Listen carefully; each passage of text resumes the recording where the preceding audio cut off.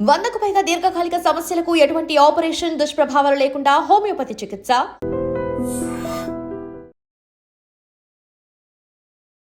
నమస్తే, welcome to healthy conversations with iDream media. So ఈరోజు మనం ఉన్నాము ట్రెడిషనల్ హీలర్ ఇంకా హెర్బలిస్ట్ ఆంజనేయ రాజు గారితో. మరి మోకాళ్ళ నొప్పుల గురించి మనం మాట్లాడుకున్నట్లయితే పెద్దవాళ్ళని తీసి పక్కన పడేద్దామండి. వాళ్ళు ఫిట్గా ఉంటున్నారు, బాగుంటున్నారు, ఫుడ్ హ్యాబిట్స్ అన్నీ బాగానే ఉంటున్నాయి. 60లో ఇప్పుడు ఎవరైతే 60లో 70లో ఉన్నారో హ్యాపీగా వాళ్ళ పనులు వాళ్ళు చేసుకోగలుగుతున్నారు. వచ్చిన సమస్య అంతా 30 to 40 ఎవరైతే ఉన్నారో ఇంకా అర్లీగా కూడా మోకాళ్ళ నొప్పులు బారిన పడుతున్నారు, ఓపిక లేకుండా అయిపోతున్నారు. మరి ఈ విషయం గురించి మాట్లాడదాము. నమస్తే సార్. నమస్తే అమ్మా. సార్, చాలా మందికి ఇప్పుడు నార్మల్ మా ఆఫీస్లో కూడా వాళ్ళ ఏజ్ చాలా తక్కువ ఉంటుంది. బట్ వాళ్ళు చెప్పే సమస్యలు వింటుంటే మనకి సిల్లిగా అనిపిస్తుంది. మేబీ మోకాళ్ళ నొప్పులు అని కానీ, పెయిన్స్ అని కానీ, ఓపిక ఉండట్లేదు, చేత కావట్లేదు అని చెప్తూ ఉంటారు. సో మనం ఎనర్జెటిక్గా ఉండాలి అన్న, ఇప్పుడు 60లో ఉన్న వాళ్ళే హ్యాపీగా వాళ్ళ పనులు చేసుకున్నప్పుడు మనం ఎందుకు చేసుకోలేకపోతున్నాం, దాన్ని ఏదైనా సరి చేసుకోవచ్చు అని చెప్పి చాలా సెర్చ్ చేస్తూనే ఉంటారు. వాళ్ళందరికీ మీ ద్వారా ఈరోజు కనువిప్పు కలిగిద్దాము. తప్పనిసరిగానమ్మా సరి చేసుకోవచ్చమ్మా, తప్పనిసరిగా సరి చేసుకోవచ్చు. ఎందుకు అంటే సరి చేసుకోకపోవడానికి కారణం చేసుకోకపోవడానికి రీజన్ ఎక్కువ ఉంటుంది. ఎందుకు అంటే లైఫ్ స్టైల్ పూర్తిగా మారిపోయిందమ్మా. అవును. వాళ్ళు ఏం చేస్తున్నారంటే ఎక్కువ జంక్ ఫుడ్స్ తినడానికి కానీ, లేకపోతే బయట ఆహారం ఎక్కువగా తినడానికి అలవాటు పడిపోయారు. ఇంట్లో వండిన ఆహారం తినేది చాలా తక్కువ మంది అయిపోయారు. అలాగే ఇంట్లో వండిన ఆహారంలో కూడా మనకు కావాల్సిన మినరల్స్ కానీ, విటమిన్స్ కానీ ఉండట్లేదమ్మా. పంట పండించేటప్పుడు ఆ భూమిని విపరీతంగా మనకంటే ఒక 10 బస్తాలు పండాలి, ప్యాడీ ఉంది, దాని న్యాచురల్గా దాని కెపాసిటీ 10. మనం కృత్రిమమైన ఎరువులు వేసమ్మా దాన్ని 25-30 బస్తాలు పండిస్తాం, అంటే డబల్. అంటే సపోజ్ పూర్వం 20-25 బస్తాలు అయ్యేది అనుకోండి, దాన్ని ఇప్పుడు 50-60 బస్తాలు పండిస్తున్నాం. ఇంకా పండించాలని చూస్తున్నాం. అప్పుడు ఏమైందమ్మా, భూమిలో ఉన్న స్ట్రెంగ్త్ అంతా 10 ఏళ్ళకి పనిచేసి స్ట్రెంగ్త్ మనం 1 సంవత్సరంలో బయటికి తీసేసుకుంటున్నాం. ఎప్పుడైతే అప్పర్ లేయర్ అనేది పాడైపోయిందో ఇంక దాంట్లో ఏమీ లేదు కదమ్మా. మనం ఆ కూరగాయలు తింటున్నాం, ఆ ఆహారాన్ని మనం తీసుకుంటున్నాం. ఏమీ లేని ఆహారం అక్కడ సాలిడ్ ఫుడ్స్ అవనివ్వండి, కూరలు అవనివ్వండి, రైస్ అవనివ్వండి, గోధుమ, ఇంకోటి ఏదో ఒకటి. నెక్స్ట్ వాటర్ అంటే తక్కువ తీసుకోవడం వల్ల వాటర్ కాదు, వాటర్ ఏ వాటర్ తాగుతున్నారు మీ ఇంట్లో, ఎలా తాగుతున్నారమ్మా వాటర్ అంటారా? Mineral water. ఏ విధంగా? డబ్బాలో వస్తే తాగుతాం అంతే. అదే మినరల్ వాటర్ కన్నా ప్రమాదమైంది ఇంకోటి లేదు. ఆ ప్లాస్టిక్ అనేది అందులో మిక్స్ అయిపోతుందని చెప్తున్నారు కదమ్మా. ఇప్పుడు ఈ 30-40 ఇయర్స్ ఉన్న వాళ్ళు చూస్తే బాడీలో ఎవరి బాడీలో ఏది డీప్గా వెళ్ళి కనుక రీసెర్చ్ చేస్తే అందరి బాడీలోని ప్లాస్టిక్ పాటలు ఉన్నాయి, మైక్రోప్లాస్టిక్స్ ఉన్నాయి, అందరి బాడీలోనే ఉన్నాయి. దాన్ని బట్టి మీరు ఆలోచించుకోండి, మినరల్ వాటర్ తాగుతున్నాను అంటున్నారు మీరు. Otherwise zero B filter water. Zero B అంటే జీరో ఏంటమ్మా? జీరో అంటే ఏంటి? ఏం లేదు, ఇంకా అందులో ఏమి లేదు కదా, అంటే అంతే కదా, నో మినరల్. మీ బాడీకి కావాల్సిన ఆహారం 2 రకాలుగా ఉంటుందమ్మా, మినరల్ కానీ, ప్రోటీన్ కానీ. మినరల్ ఓన్లీ వాటర్లో ఉండేది ఎక్కువ మినరల్. ఫుడ్లో ప్రోటీన్, మినరల్, విటమిన్లు అన్నీ ఉంటాయి. అక్కడ లేదు, ఇక్కడ లేదు. మరి మీకు మోకాళ్ళ నొప్పులు ఎందుకు రావమ్మా? ఓకే. ఈ జీరో బి అనేది ఎంత ప్రమాదం అంటేనమ్మా, ఇప్పుడు అలాంటి కంపెనీ వాళ్ళు కోపం రావచ్చు, జీరో అని వాళ్ళే పెట్టారు కదా పేరు. ఆ జీరో అంటే జీరో, నథింగ్ ఈజ్. అందులో ఏం లేదు, ఇంకా అందులో గుడ్ బ్యాక్టీరియా లేదు, బ్యాడ్ బ్యాక్టీరియా లేదు, మినరల్ లేదు, కాల్షియం లేదు, సాల్ట్ లేవు, ఏమీ లేవు. అటు క్లోరైడ్స్, సల్ఫేట్స్ ప్రమాదకరమైనవి లేవు, ఇటు సాల్ట్లు, మినరల్స్ ఇవి లేవు. ఏమీ లేనప్పుడు ఇంకా తాగడం ఎందుకమ్మా? వాటర్ అనేది అత్యధికంగా మన శరీరంలో పనిచేసి అద్భుతమైన ఆహారం వాటర్. దాన్ని వాటర్ అని కన్నా ఆహారం కూడా, అది అరగడానికి కూడా కొంత టైం పడుతుంది. దాంట్లో ఉన్న మినరల్స్ ఇవన్నీ కూడా బాడీ తీసుకోవడానికి టైం పడుతుంది. మన పూర్వీకులు మట్టి కుండలోనే ఎందుకు వండారమ్మా? మట్టి కుండ అంటే సాయిల్ నుంచి వచ్చేది. సాయిల్లో అన్ని రకాల మినరల్స్ ఉంటాయి, సాల్ట్లు ఉంటాయి, ఎన్నో రకాలు ఉంటాయి. ప్లస్ దాన్ని సీజనింగ్ చేసి కాల్చడం వల్ల ఇంకా దాని శక్తి పెరుగుతుంది. కాల్చడం వల్ల ఏమవుతుందంటే అందులో మినరల్స్ అన్నీ కూడా శుద్ధి అయ్యి రెడీగా ఉంటాయి మనకు ఉపయోగపడటానికి. ఆ కుండలో నీళ్లు పోసుకోవడం, కుండలో వంట చేయడం అనేది ఎందుకు చేయాలి అంటే కారణం ఇది. మనకు ఆ బాడీకి కావాల్సిన మినరల్స్ అన్నీ అందుతాయి. అందటం వల్ల ఏంటంటే మీకు తెలియకుండానే మీ ఆరోగ్యం బాగోదు. అలాగే ఒక సర్టెన్ హీట్లో ఉంటుందమ్మా అది. మీరు ఒకసారి వేడైంది అనుకోండి కుండ, అది చల్లారవడానికి చాలా టైం పడుతుంది. అదే ఒక అల్యూమినియం పాత్రను తీసుకోండి, సడన్గా వేడైపోతుంది, సడన్గా చల్లారిపోతుంది. అవును. ఆ న్యాచురల్గా వేడై న్యాచురల్గా తగ్గడం అనే సిస్టమ్ అనేది అక్కడ లేదు, కృత్రిమంగా జరుగుతుంది. అందుకేంటంటే ఆయుర్వేదంలో భస్మాలు కూడా దేనితోటి చేయాలి, ఒక మూలికని వంటగా వండి దాన్ని మందుగా తయారు చేయాలంటే ఏ కట్టె వాడాలి, ఏ పుల్లని వాడాలి. ఓహో, అలా కూడా ఉంటుందా? ఒక కట్టెకి ఎంత హీట్ ఉంటుంది, చింతపుల్లకి హైయెస్ట్ ఉంటుంది, మర్రి పుల్లకి ఎంత ఉంటుంది, రేగు పుల్లకి ఎంత ఉంటుంది, అలాగే మామిడి పుల్లకి ఎంత ఉంటుంది, మోదుగు పుల్లకి ఎంత ఉంటుంది. ఇలాగ ఆ హీట్ని బట్టి వాళ్ళు ఆ మందు చేసేటప్పుడు కూడా ఫలానా పుల్లతోటి వాడి ఇన్ని గంటలు వండండి. ఎంత అద్భుతమైన సైన్స్ చూడండి. అయ్యేం మనం పట్టించుకోవట్లే. ఈ ఏమీ లేని ఆహారం తింటున్నాం. ఇక్కడ ఏమీ లేని ఆహారం తిన్నప్పుడు ఆటోమేటిక్గా బోన్స్ వీక్ అయిపోతాయి. అందుకనే రొమటాయిడ్ ఆర్థరైటిస్ అంటే కీళ్ళవాతం, లేకపోతే ఆస్టియోపోరోసిస్ ఎముకలు మెత్తబడిపోవడం, లేకపోతే మోకాళ్ళలో గుజ్జు జరిగిపోవడం, మోకాళ్ళ చెప్పులు వీక్ అయిపోవడం, ఎముకలు వీక్ అయిపోవడం అయిపోతాయమ్మా, ఆటోమేటిక్గా అయిపోతాయి. అదేవిధంగా మనం అవి మళ్ళీ వెనక్కి రావాలి అంటే నువ్వులు బెల్లం తినండి, నువ్వులు బెల్లం ఇంకోటి తినండి, ఇవన్నీ చెప్తున్నామ్మా. కానీ అది ఎంతవరకు జరుగుతుందనేది చెప్పలేము. అదే నువ్వులు మీరు సహజంగా పండించి ఎరువులు పురుగు మందులు లేకుండా ఒక వర్జిన్ ల్యాండ్లోని ఒక ఆటవికులు పండించి ఇది తెచ్చుకోండి. ఇప్పుడు ఇది తింటే ఈ పని అవుతుంది అనేది 100% మీకు వర్క్ అవుతుంది. ఓకే. అదే మీకు పూర్తిగా భూమిని పాడు చేసిన చోట పండిన నువ్వులు తెచ్చుకోండి, అక్కడ పండించిన బెల్లం తెచ్చుకోండి, ఉపయోగం ఉండదమ్మా.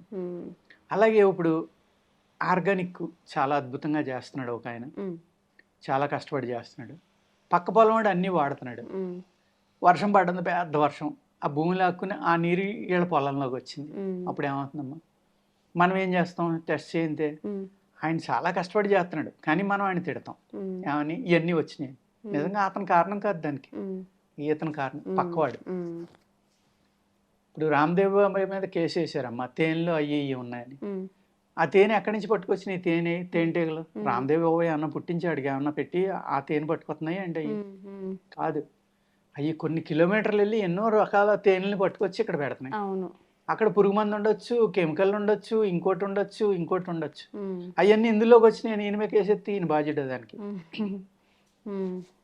కొన్ని ఎంత విచిత్రంగా ఉంటాయంటేనమ్మా, ఆయన ఏదో పర్ఫెక్ట్గా చేయాలని అనుకుంటున్నాడు.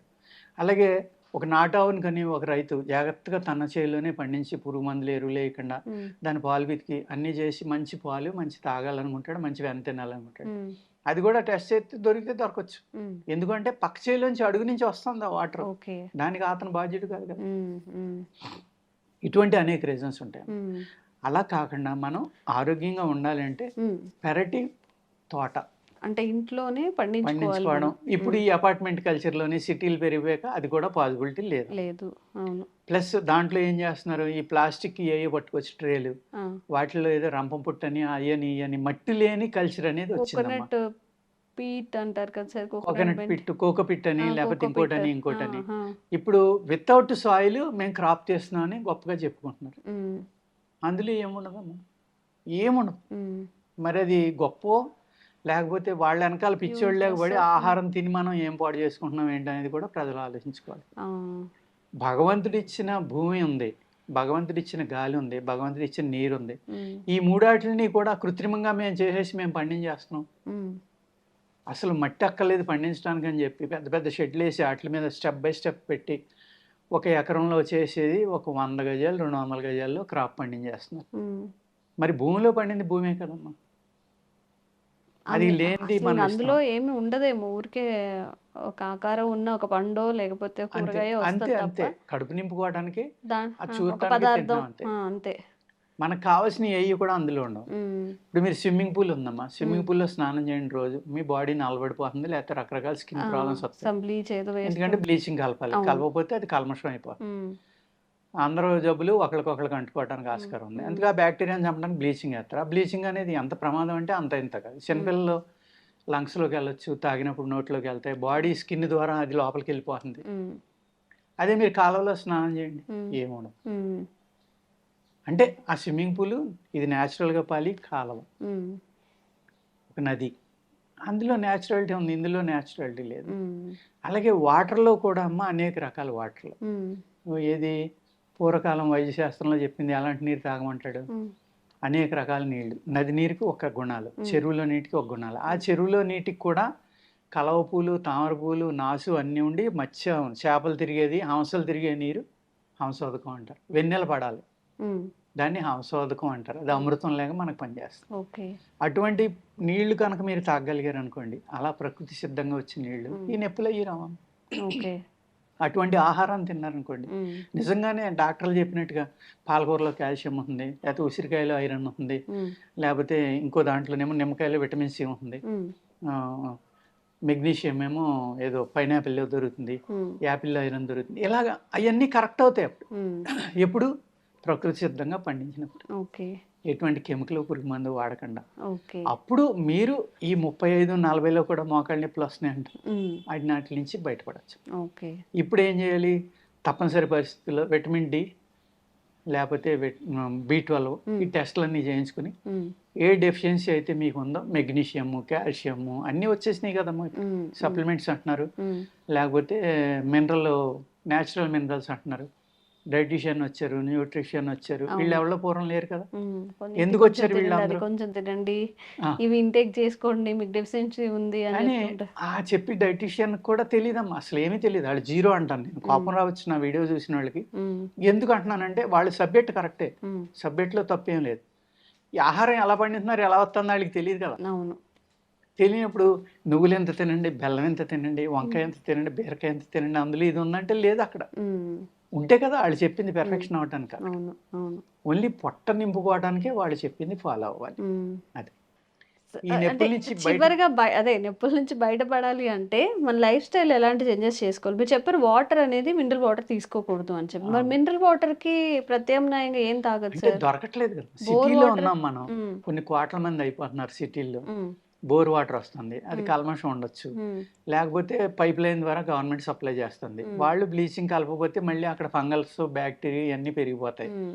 గతి లేని స్థితిలో మనం ఉన్నామమ్మా, దాని నుంచి బయటపడటం అనేది సాధ్యం కాదు. ఇప్పుడు ఏదైనా ఎక్కడైనా పొలాలుండి ఇంకోటి ఉండి పల్లెటూరులో ఉన్న వాళ్ళకి అవకాశం ఉంది, కానీ వాళ్ళు కూడా బద్ధకం నీళ్లు తెచ్చుకోవాలంటే, వాడి వెళ్తా వాళ్ళే కొనుక్కుని తాగుతున్నారు. అలాగే అన్ని చోట్ల ఆర్ఓ ప్లాంట్లు వచ్చేసినాయి. ఎందుకు అంటే ఈ భూమిలో ఉన్న నీరుని పూర్తిగా కల్మషం అయిపోయింది అనేది తెలుసు కాబట్టి ఆర్ఓ ప్లాంట్ల ద్వారా శుద్ధి చేసిన నీళ్ళని ఇస్తున్నారు. అదే నీటిని మీరు ప్లాస్టిక్ డ్రమ్ములు కాకుండా ఒక కాపర్ దాంట్లోనో, కుండలోనో ఇలాంటి వాటిలో తెచ్చుకుని వాడుకోండి, బ్రహ్మాండంగా పనిచేస్తుంది. కొంచెం ఏదైనా ఒక బిందెకి వాటర్ పట్టేసుకొని కొంచెం నీళ్ళు వాటర్ వేడి చేసేసుకొని అవన్నీ తాగొచ్చా సార్? అట్లా బోర్ వాటర్ వేడి చేసుకున్నామా, మీరు కుండలో పోసుకుని ఒక 10 లీటర్లకి ఒక 2 to 3 grams బేకింగ్ సోడా, ఒక 2 to 3 grams రాక్ సాల్ట్ కలుపుకోండి. అది మీరు మిక్స్ చేసుకుని ఒక డబ్బాలో ఉంచుకుని 10 లీటర్లకి ఒక 5 గ్రాముల నుంచి 10 గ్రాముల దాకా మీ టేస్ట్ నిర్ణయించుకుని వేసుకోండి. అది ఆల్కలిన్ వాటర్ అయిపోతుంది. మీకు కావాల్సిన ఆల్మోస్ట్ చాలా మినరల్స్ అక్కడ దొరుకుతాయి మీకు. ఈ బ్యాక్టీరియా, ఫంగస్ ఇలాంటివి కూడా బేకింగ్ సోడా చంపేస్తుంది. అద్భుతంగా పనిచేస్తుంది. మీ బాడీలో ఎస్టిక్ నేచర్ తగ్గింది. ఎప్పుడైతే ఎస్టిక్ నేచర్ తగ్గిందో మీకు ఎముకలు గట్టిపడతాయి, ఎముకలకు కావాల్సినవి అన్నీ అందుతాయి, అప్పుడు కీళ్ళ నొప్పులు ఆటోమేటిక్గా తగ్గుతాయి. సో చాలా మందికి ఇప్పుడు ఎంగేజ్లో మోకాళ్ళ నొప్పులతో పాటుగా కీళ్ళ నొప్పులు, పెయిన్స్ ఇవన్నీ ఉన్నా కూడా కొంచెం మన హెల్త్ మీద మనం జాగ్రత్త తీసుకొని కాస్త టైం వెచ్చించందే మనకి హెల్త్ అనేది సెట్ అవ్వదు. ఈ జాగ్రత్తలన్నీ పాటిస్తూ చక్కగా సార్ చెప్పినట్టుగా న్యాచురల్గా పండించినవి తినడానికే ఎక్కువ ట్రై చేస్తూ ఉండండి. ₹1 ఎక్కువైనా కానీ అవే కొనుక్కొని తినడానికి ట్రై చేయండి. Thank you so much sir. నమస్కారం. And for more videos, please subscribe to iDream. Please subscribe to iDream. Please subscribe iDream. And please subscribe to iDream. For more videos, subscribe to iDream. please like, share and subscribe to the channel. Congratulations, iDream. Subscribe to iDream. Subscribe to iDream. So subscribe to iDream Media. iDream ki iDream team andarki huge congratulations. Please subscribe iDream Media. Please subscribe to iDream. Subscribe iDream. Please subscribe to iDream. iDream అంటే నా కళల channel subscribe చేసుకున్నారు, నోరు తిరుగుతలేదు, మీరైతే గంట గుర్తు కొట్టండి. For more such videos, please subscribe to iDream. Subscribe to iDream. Please subscribe to iDream. Please subscribe iDream Media. Please do subscribe to iDream. Please subscribe to iDream Media. For best entertainment and information, please subscribe iDream. And don't forget to subscribe to iDream.